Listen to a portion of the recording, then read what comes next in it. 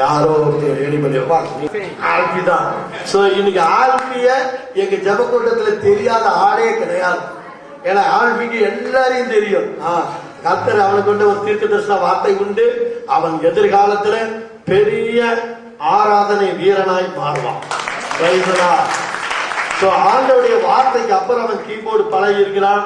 அதன் மூலம் இன்னைக்கு சபரிபாளையத்துல எல்லாருக்கும் அவனை விளம்பரம் ஆயாச்சு. இன்னைக்கு அவன் மூலம் அநேக சொந்தங்கள் எங்களை சந்திச்சுட்டாங்க.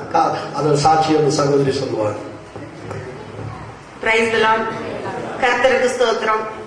நான் 40 வருஷமா எனக்கு சத்தியத்தை அறிவீர்கள், சத்தியம் உங்களை விடுதலையாக்குன்னு எனக்கு தெரியல.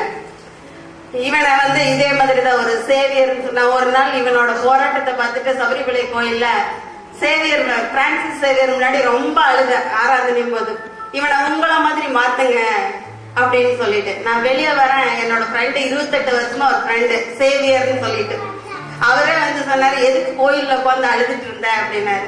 எனக்கு இந்த மாதிரி எல்லாம் கஷ்டம் இருக்கு. இவன் இப்ப +1 டிஸ்கண்டினியூ பண்ணணுங்கிறான், +1 போக மாட்டேங்கிறான், எனக்கு அந்த ஸ்கூல் பிடிக்கல, நான் போக மாட்டேன் அப்படிங்கிறான். அப்படி மீறி பண்ணனீங்கன்னா நான் சூசைட் பண்ணிக்கிறேன் அப்படின்னு சொல்றான். என்னென்னவோ பேசுறான். எனக்கு வீட்டுக்குள்ளார இருக்க முடியல இவனை வச்சுட்டு அப்படின்னு சொன்னேன். அவர் சொன்னாரு, எதுக்கு இதுக்கெல்லாம கவலைப்படுற, அங்க உப்பிலிப்பாளையத்துல தம்பிதுரைன்னு சொல்லிட்டு ஒரு பிரதர் இருக்காரு, அவர்கிட்ட போ, உன் பையன் அப்படியே மாறிடுவான், நீ அவனை கூட்டிட்டு போனாரு. ஒரு நாள் பிரதர் கிட்ட டைம் எல்லாம் பிக்ஸ் பண்ணிட்டு கூட்டிட்டு போலாம் அப்படின்னு சொல்லிட்டு பிரதருக்கு டைம் கிடைக்கிறதே கஷ்டம். இப்ப நான் ஆல்பி போனேன்னா நம்ம ஃபேமிலி எல்லாரும் ஈஸியா பாத்துறாங்க பிரதரை. ஆனா பிரதர் கிட்ட டைம் கிடைக்கிறது ரொம்ப கஷ்டம்.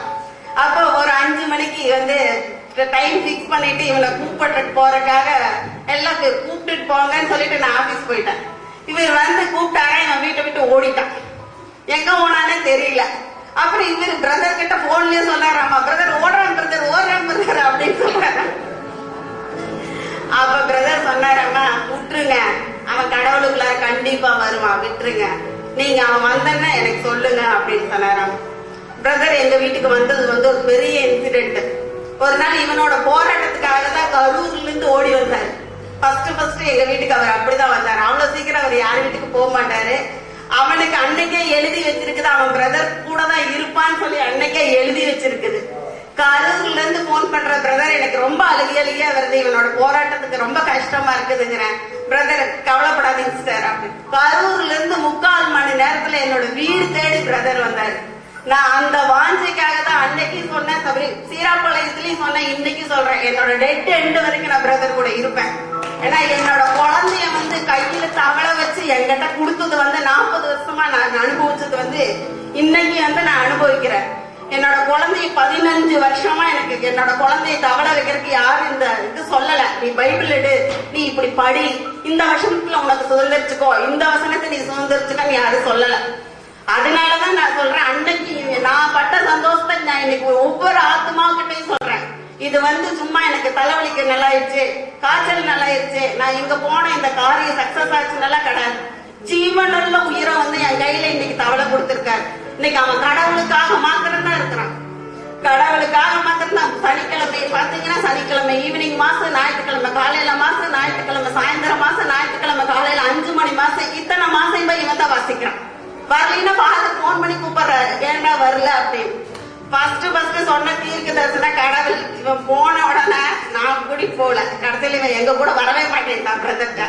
அந்த சேவியரே கூட்டிட்டு போனாரு. நான் முன்னாடி கூட்டிட்டு போறேன், நீ பின்னாடி வான்னு சொல்லிட்டு போயிட்டாரு. நாங்க பின்னாடி போய் அப்படியே மெதுவா அப்படி பம்பிட்டு போய் நிக்கிறோம். இவன் முட்டி போட்டுட்டு பிரேயர் பண்ணிட்டு இருக்கிறான். எனக்கு சிரிப்பா வருது. நாங்க உள்ள போய் நிக்கிறோம். பிரதர் கேக்குறாரு, ஆல்பியோட மம்மி டாடியா அப்படின்னு. ஆமாங்க பிரதர், இப்படி ஒரு பையனை பெற்றதுக்கு நீங்க புண்ணியம் பண்ணி இருக்கணும். ஃபர்ஸ்ட் வார்த்தை பிரதர் சொன்னது அப்படிதான். நான் நினைச்சிட்டேன், இந்த 6 மாசமா நான் பண்ண போராட்டம் எனக்கு தான் தெரியும். ஆனா பிரதர் என்னடா இப்படி சொல்றாரு, இப்படி ஒரு பையனை பெற்றதுக்கு நீங்க புண்ணியம் பண்ணிருக்கேன். உண்மையாலுமே இன்னைக்கு ரொம்ப சந்தோஷத்தோட சொல்றேன், இப்படி ஒரு பையன் எனக்கு கிடைச்சது ரொம்ப புண்ணியம் தான். கடவுளுக்காக நின்று கடவுளுக்காக இது பண்ணி இன்னைக்கு ஒரு ப்ரோக்ராம் பண்ணணும்னா ஒரு வாரம் நாங்க பிரதர் கூட தான் இருப்போம். இது இப்படி பண்ணணும், அது இப்படி பண்ணணும். அவரும் எந்த ப்ரோக்ராம் பண்ணாலும் எங்களை உட்கார வைக்காம எதுவும் செய்ய மாட்டாங்க. நாங்க பட்ட சந்தோஷத்தை இன்னைக்கு நம்ம ஃபேமிலியில கொஞ்சம் பேர் நான் கூட்டிட்டு வந்துட்டேன். இன்னையும் சொல்றேன், சத்தியத்தை அறிவீர்கள், சத்தியம் உங்களை விடுதலையாக்கும். கண்டிப்பா பைபிள் எடுங்க, வாங்க. உங்களுக்கு என்ன குறையினாலும் ஒரு 9 வீக்ஸ் கண்டிப்பா பிரதர் கிட்ட வாங்க. கண்டிப்பா அதுக்கு ஒரு விடுதலை இருக்கு. பிரதர் சொன்ன மாதிரி மாயா மந்திரம் கயிறு எதுவும் கிடையாது.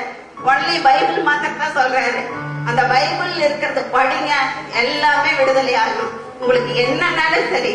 உயிர் இல்லாத ஜீவனை கூட உயிரோட கொடுத்தாரு பிரதர். பிரதர் கொடுத்தாருன்னு சொல்ல முடியாது, கடவுள் அவர் மூலியமா பேசிட்டு இருக்காரு.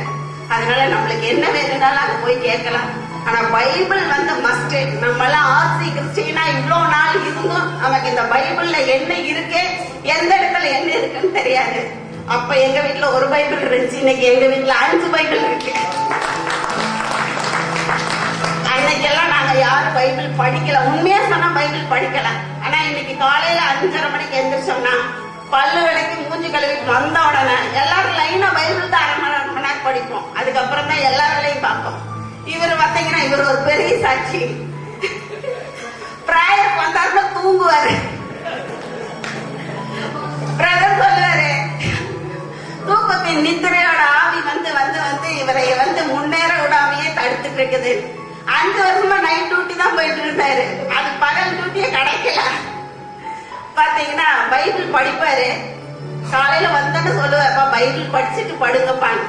படுத்துக்கு வேற எப்ப பைபிள் படிக்கிறாருன்னு தெரியாது. இப்போ ஒரு 4 வாரம் 5 வாரம் டே பிரேயர் வெள்ளிக்கிழமை போனாரு. பாத்தீங்கன்னா காலையில இப்ப வந்த உடனே ஃபர்ஸ்ட் பைபிள் படிச்சுட்டு தான் மத்த வேலை பார்ப்பாரு. 5வது வாரம் குப்பசாமி நாயுடு ஆஸ்பத்திரியில வேலை கிடைச்சிருக்குது, லெட்னன்ட் ஜாயின் பண்ண போறாரு. எங்க குடும்பத்துல நாங்க ஒவ்வொருத்தரும் சாட்சி. ஒரே ஒரு விஷயம், காணிக்கையை பத்தி பேசினாங்க. எனக்கு அப்ப இருந்து ஒரே வாந்தியா இருந்துச்சு. அந்த காணிக்கை பத்தி பேசும்போது நம்ம ஏதாவது சொல்லணும் சொல்லிட்டு வெள்ளிக்கிழமை பிரேயர் போயிட்டு பிரதர்கிட்ட சொன்னேன், பிரதர் என்னால முடிஞ்சது ஒரு 2500 ரூபாய் பேனுக்கு வேணா நான் கொடுத்துறேன் பிரதர் அப்படி சொல்லி ஒரு 2500 ரூபாய் வெள்ளிக்கிழமை கொடுத்துட்டு வந்தேன். சனிக்கிழமை எனக்கு மெட்ராஸ்ல இருந்து ஆபீஸ்ல இருந்து போன் வந்துச்சு, இன்சென்டிவ் 3000 ரூபாய் எடுத்துக்கலாமா. எனக்கு நேற்றில இருந்து ஜெயலட்சுமி டீச்சர் பேசும்போதுல இருந்து இந்த காணிக்கையை பத்தி நம்ம கண்டிப்பா பேசணும்.